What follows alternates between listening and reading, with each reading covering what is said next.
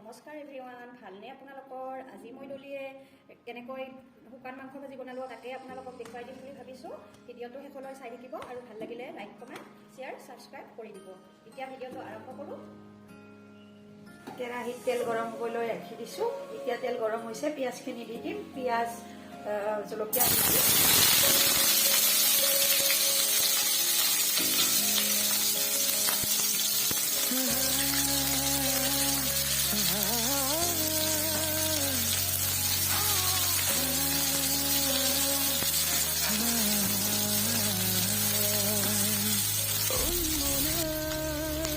পিঁয়াজৰ ৰংটো সলনি হৈছে, ৰঙা হৈছে। এতিয়া ধুই থোৱা মাংসখিনি দি দিলোঁ।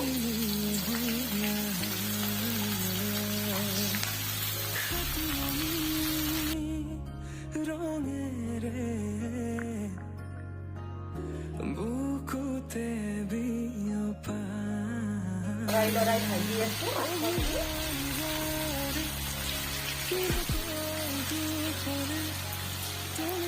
নহৰুৰ পেষ্ট 2 চামুচ দি দিলোঁ। 1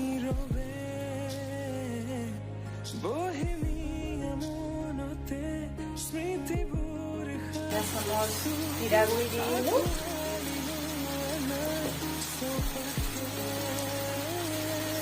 এয়া হালধি গুড়ি দি দিলোঁ।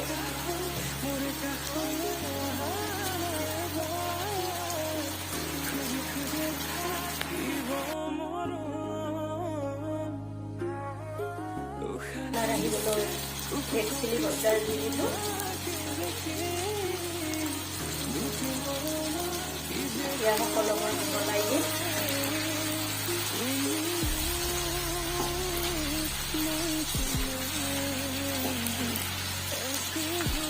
এইবাৰ সোৱাদ অনুসৰি নিমখ দি দিলোঁ।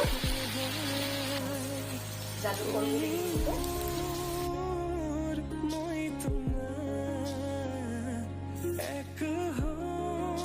এতিয়া কুটি থোৱা বিলাহী টুকুৰা দি দিম।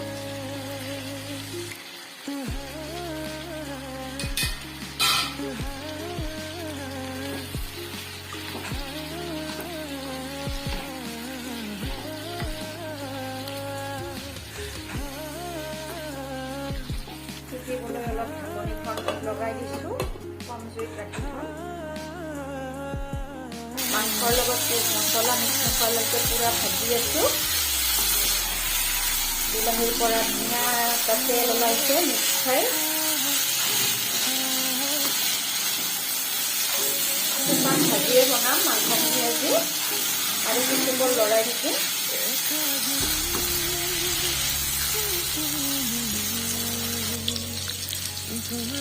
মাংসখিনিৰ কালাৰ দেখিছেনে?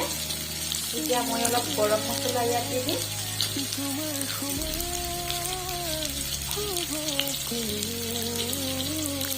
ধনিয়াৰ পাত সৰহকৈ দি দিছোঁ। সৰহকৈ দিলে ভাল লাগে, মই ভাল পাওঁ।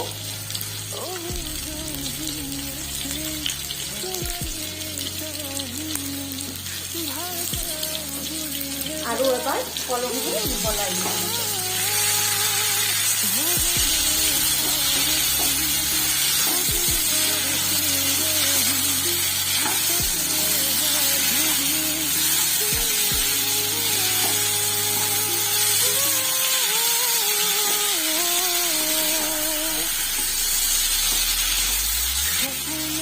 চাওক মাংসৰ শুকান ভাজি কেতিয়াবা এনেকৈ বনাই খাবচোন, বহুত সোৱাদ লাগে।